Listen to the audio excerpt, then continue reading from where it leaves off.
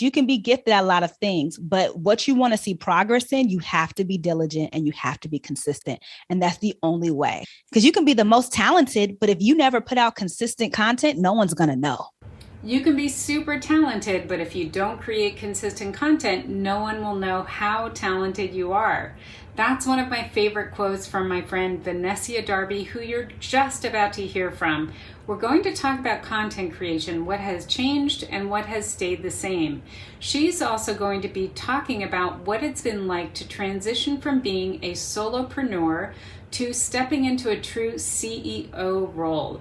She's set up internships and uses that as part of her hiring process, so she'll be talking about that as well. And finally, because we're in Nashville, she's going to talk about how being a musician has helped her to be a better business person. I can't wait for you to see this interview. I'm Pamela Wilson, and I help people in mid-career to grow profitable online businesses, and this is the Online Business Expert Series. Welcome. I am so glad that you tuned in for this interview. I have my friend Vannesia Darby here, and she doesn't know this story, but she is here in Nashville, and I saw her for the first time at an event called Craft Content Nashville, where I was the keynote speaker a few years back, and I remember seeing her and going like, oh, she's awesome. I want to get to know her. And then it turned out that we discovered that we lived really close by. We lived kind of in the same part of Nashville, in the metropolitan area, I would say.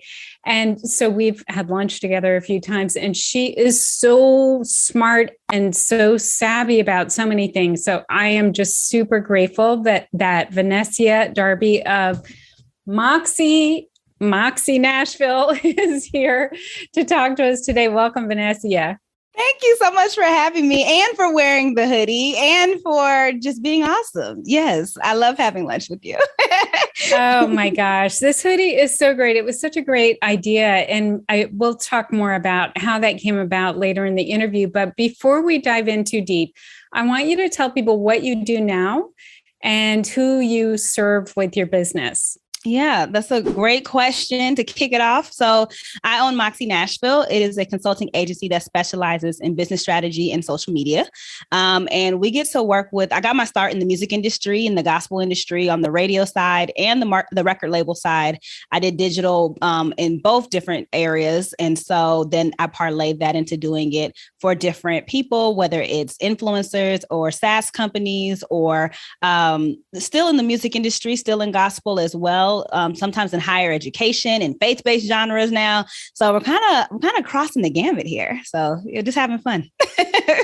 You really are. You've done so much really in your career so far. And I suspect you're probably drawing from all of those experiences when you serve clients, right? Mm-hmm. Yeah, I've been a musician since I was in elementary school. So I taught myself how to read music when I was 8 because I thought Whitney Houston performed I Believe in You and Me and in The Preacher's Wife, which I used to watch every day because of the soundtrack. It's amazing. And my mom had like a 66 keyboard.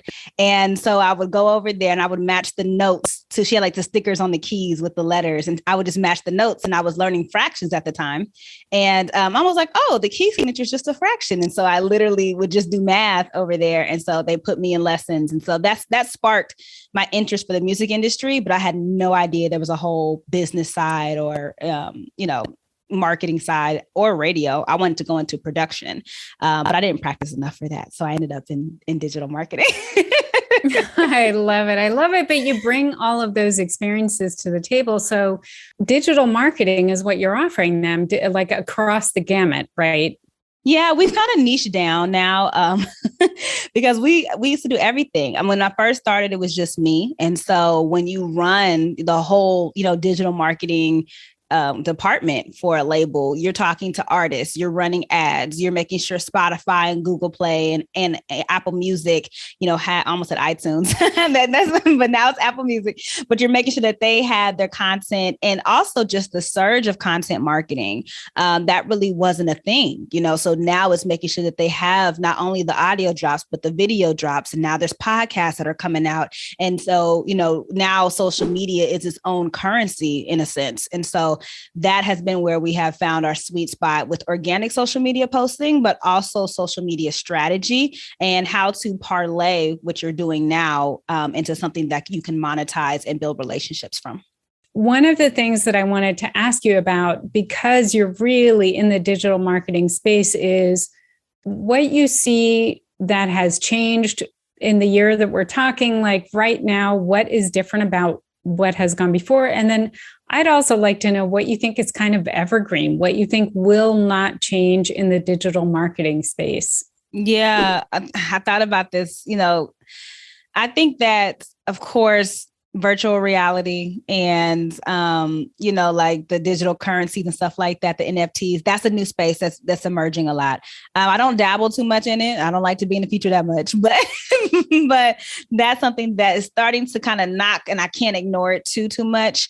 I think content being not only a way of monetization, because that's been there for about the past 10 years, but really as far as telling stories, I think that people are using content now as a way to communicate, which before it was more so advertisement and commercial like. It wasn't something that you did every day. And then, with the pandemic and TikTok just booming, everybody was creating contents and adding closed captions and adding music beds and doing jump cuts. And so the style of content and storytelling that we're seeing now is different from MySpace. It's different from early YouTube days.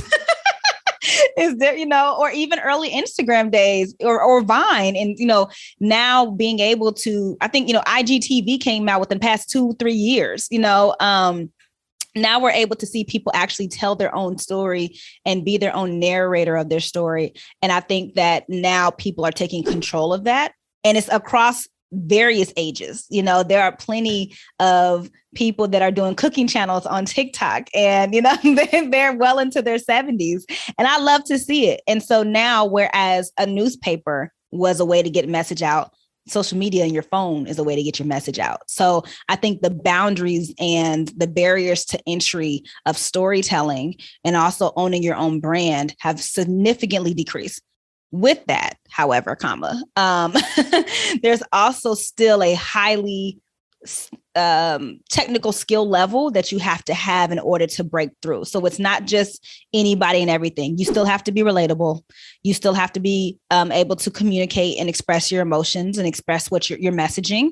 And you also have to have, if you're monetizing it, some sort of call to action. So some of those things aren't going away.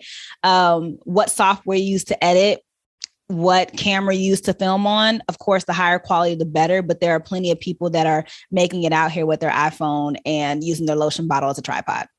Right. Yeah. Totally.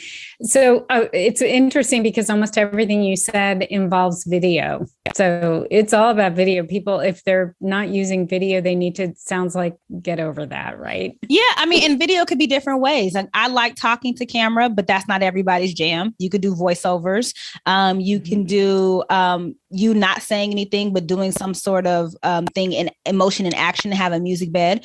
So there's different ways to look at content now versus before. It was very, I'm talking to you through this camera, through this lens. I'm making eye contact. We're doing all that. And I can literally set my tripod up and have, I'm looking at it now, set it up and start and be packaging hoodies and put a Kanye West music bed and have some, an inspirational quote on it. And that's content now. We can take this video that we're recording and chop it up, and that's content. So I think little pieces, right? Yeah. So it's looking at it as everything can be content if you want it to be. It's the question of if you want it to be. So. Right. And that whole, people in my generation are used to having this barrier between the work you do and your personal life. And those are two separate things and they do not cross. And that, I feel like that is completely gone, especially now, because so many of us are having to work from home, whether we want to or not. We're working from home. You and I have worked from our homes forever, but a lot of people are experiencing that for the first time. So this idea of there being this super strict boundary between like your work and your home life I feel like that's kind of gone forever.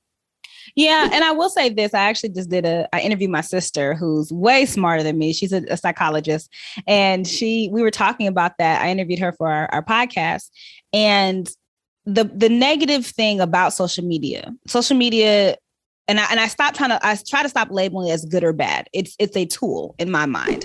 The user is the person that can make it something to your advantage, or, something that can be a disadvantage for you, because there are, there is correlation and causation between depression and anxiety and social media. Like, we can't get around that. Additionally, having boundaries between what your personality is and what your persona is online and who you are at home is critical, right? So it may not be that the boundary is completely gone, but there is definitely a little bit more see-through than it was before. So I definitely advocate for having some sort of split between what you consider content and what's actually your everyday life, because when people have access to you all the time, or perceived access to you, then it can get a little much. It can get a little much. So. Right. Absolutely. So you've kind of moved into this situation where you were doing it all yourself, and now you're more of a CEO. And I would love to hear more about that transition and how that went for you, because I think a lot of people watching are maybe in a situation where they're managing everything on their own. Yeah. And then, looking to move into having a team. So what has that been like for you? So one time I just had too much work, and I was writing out my to-do list. My admin skills are pretty strong naturally. So I just writing out my to-do list, and it just kept getting longer and longer. And it wasn't just editing content. It was like building strategy, make this deck, do these different things. And I was like, okay. And so I had planned to start an internship program in the fall. And literally I was like, oh, this is for the spring. And so I started an internship program, and that really was the start of me bringing on people. I had 4 interns at first, and I used to teach at Tennessee State University. I used to be a professor there teaching entrepreneurship. And so I value internships. I got into the industry as an intern. So it was a full-fledged program. I was bringing in virtual guest speakers and all of that. So it definitely allowed me to test the waters and see, how are people tracking their time? How do I bring on people, even if they're contractors or part-time? What does that look like? How are people getting paid? What do we need a team meeting all the time? What project management tools like Basecamp, Asana, Monday? What do we want to use? What fits Moxie? So going through all of that really happened on the internship program. And that was great because it was a limited amount of time that we could do it. Then I realized I needed them. I needed people here, because when they stopped, I said, hey, this is kind of still a lot for me. And that was during especially the pandemic happening. So I had always led teams. I've been president of organizations. I've just always been a leader. So I understood that aspect of it, but doing it within Moxie looked different, and I had to approach it in a different way. So how did that look different then? What did you end up learning about that process, and how did you sort of evolve into the leader you are today? One thing I learned was that I can't attribute my ability to cross different industries to everyone. Some people may be very specific at music business. They may be very specific in understanding how higher education works. We had one client that was basically the number one digital news source for all the news associations. And so having to understand a 24-hour news cycle, very different from a music release schedule, right? And so learning how people actually tick, we would do different personality tests. And I got my master's in organizational leadership. So I love understanding people and how they work. That was a huge thing. And I made some mistakes. I'm not going to sit here and act like I made everything, everything was perfect. Also understanding that my business had grown its own culture outside of me. But I started it, and I realized then that this is not a business anymore. That's just me in my apartment with my roommate, So that unlearning took a lot for me. And also not coddling people. Like, if you hire them, like, let them fall, let them do their job. But that took a process too, because I like things to be a certain way. So really it was more of some of the personality and I would say EQ traits. When you're hiring someone, whether it's contract, part-time, full-time, whatever that is, there is that time, especially if you're going from solopreneur to any sort of leadership role, you have to train, you have to put in processes, you have to put in those procedures so that people can actually do their job without you around, without you hovering. So. Right, exactly. Yeah. And so when it comes to communicating culture, then what are you doing for that besides having team meetings and you being you and communicating how you are? What are you doing to communicate a culture that is bigger than any of the individuals that work for you or work in your company? Yeah, that's definitely a work in progress. For me, people were able to kind of catch on and see what the culture was, but I also had to get some brand guidelines, which I never had to do. And so also because we work in social media, I had to go over copywriting with them, because you can write something and it could technically be correct, but it's not in the slang, style, jargon, or culture that we have or my clients have. And so that part actually wasn't too difficult, because when you work in social media, you're used to kind of switching voices and switching tenses. And so when you work with creative people, sometimes you could just give them 2 or 3 words that say, hey, we're bubbly, we're spicy, or our client is this, our client is that. So they were able to pick up on that. And then also we had to put in an approval process. So before anything, goes out, I have to take a look at it, because ultimately I'm the one that knows the voice. So that changed what type of software we use. We moved from Hootsuite to Loomly, stuff like that, to where that approval process was built into the program. And we were able to really kind of overcome that, because that having good software, people can do their jobs, even if they mess up, it makes for the accidents easier to overcome, if that makes sense. I work with creative people because I have creative clients. So realizing that creative people, sometimes we're not all the way here, right? So we can physically be here, but our mind is somewhere else, or we're working on our own thing that we want to do. And so asking them, what are you working on? And how are you learning? How is what you're learning here adding value to your personal or creative life? Because that helps to limit the distraction, but to also put it in a paradigm to where what you're doing here is building what you need in your personal creative life. Like, you should be learning here. The biggest compliment anybody can give me is that because they came through Moxie, they were sharper when they left. That's the goal. I never want people to be limited. And so it's kind of a boot camp in that sense, where I'm okay with people passing through, because I passed through a couple of different companies before I got to my own.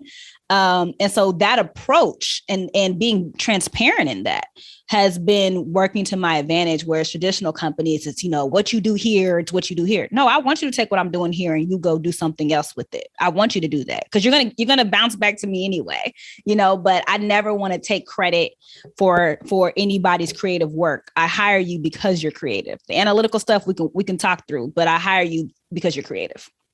I want to ask you about something that you mentioned really briefly at the top of the video, which is that you play piano. And I know at some point we were having lunch and you were saying that you were going back to taking piano lessons, and we had a whole conversation about that. I want to hear about how that has helped you as you've stepped into this next level of your own business. Yeah, that's so funny. My piano teacher, her name was Anna Lynn. Shout out to Anna Lynn.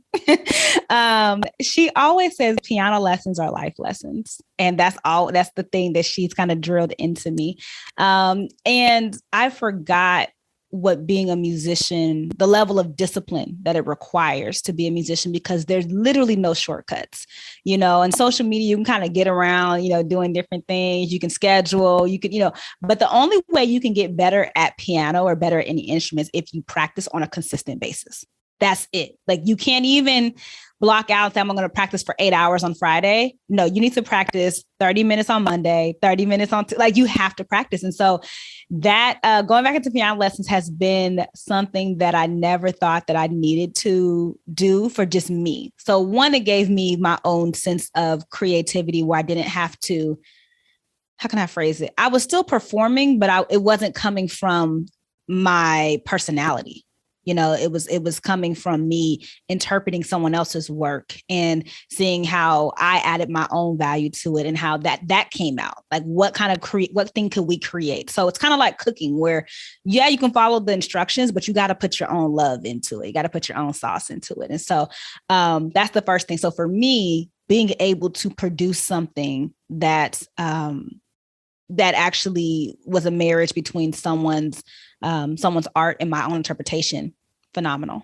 The second thing, that discipline that it required, because I did not want to give up on piano because my schedule was getting crazy and I really couldn't get the hang of it at first. And so I remember talking to my teacher, like, I think I just kind of outgrew this. I think I kind of outgrew it. And she said, if you don't have time to do piano, that's fine. I get it. You're an adult. Adult students are kind of difficult because of the demands that they have. She said, but if you're quitting piano because you don't think that this is your gift, then that's a different thing. And I don't want you to walk away thinking that you're not gifted at piano just because you don't have the time to put in, because the only thing you need is time and to practice. She's like, you don't practice. And that's why you're not getting the results that you want. And so from an emotional standpoint, right, deep, right? I'm just imagining myself hearing that and going, oh my gosh, that was right. That kind of gets you right in the heart, right? It does. And so what I started to look at in my life was, where was I at where I was on the fence because I was questioning if I was gifted at it or not.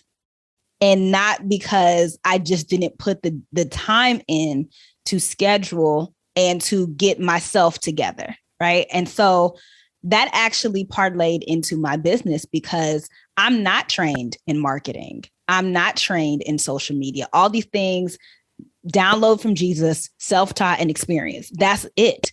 My degrees are in management, in organizational leadership, in business management, and administration. So I love a spreadsheet just as much as I love Photoshop, right? And so I had to realize that what I'm able to do in my business is a gift. It's not something that I can train to do. Now, with that gift, you have to have a discipline, right? So it's not enough to be gifted. You have to have a discipline. And so piano has reintroduced that idea to me, that you can be gifted at a lot of things, but what you want to see progress in, you have to be diligent and you have to be consistent. And that's the only way that you're going to see growth. And I hate to say the only way sometimes, but that's literally it. Because you can be the most talented, but if you never put out consistent content, no one's going to know. Yes. And then from there, then I kind of get my mojo back. And that's another thing too. As a business owner, you have dips, you do have the peaks and the valleys. And so having someone that says, hey, I see you, I know you, this is your gift, and to affirm that for you so that you can say, you know what? Okay. So it's not the fact that I'm not gifted. What's wrong? Then you put on your hat as a manager or a leader and say, okay, what is inefficient in my business that I need to kind of iron out, and not questioning, should you be in business or not? And I think a lot of times we as business owners, we don't talk about the days where like, just burn it all down. I don't need any of it. But you have them. You have those days. It doesn't mean that you don't love what you do, but there's been plenty of time. My friends know there's been plenty of times where I'm like, I don't think this is it, y'all. I don't think so. Piano has allowed me to welcome that questioning, to affirm that I am gifted in different areas, and to challenge myself to say, if I want to see progress in the areas that I'm gifted in, then I have to put in the work consistently over time, not just put in the work today, but I have to put in consistently. And those small steps can be big moves later on, but you got to start. It's never going to be perfect. You're never going to have everything that you need. You're never going to have perfect clients, although I have very good clients. I love my clients, but there's always going to be something wrong. Always. And so when you take that expectation of perfection off, then you can actually get to the nitty gritty and say, oh, okay, I like problem solving. And that's why I'm in business. And that's why, I hire people that I hire. And like, that's what I like. And so then it becomes, what problem are we going to solve today versus what's going wrong now? With two different approaches to the same problem. Oh, that's so awesome. That's so awesome. All right, Vannesia Darby, how can people find you? What is the best place they can find you? And I know you had some special links, and those will be down in the description below this video. But in general, what is the best place for people to find you? Honestly, I'm everywhere on the internet. I'm on Instagram, TikTok, LinkedIn, Facebook, all at Vannesia Darby. That's 2 N's, 1 S, Darby. But yeah, you'll find me there, or go to VanessiaDarby.com. Everything's linked there too. So it's just my first and last name, and I definitely love talking to people. So feel free to come on over. Awesome. Thank you so much for being a guest on the Online Business Expert series.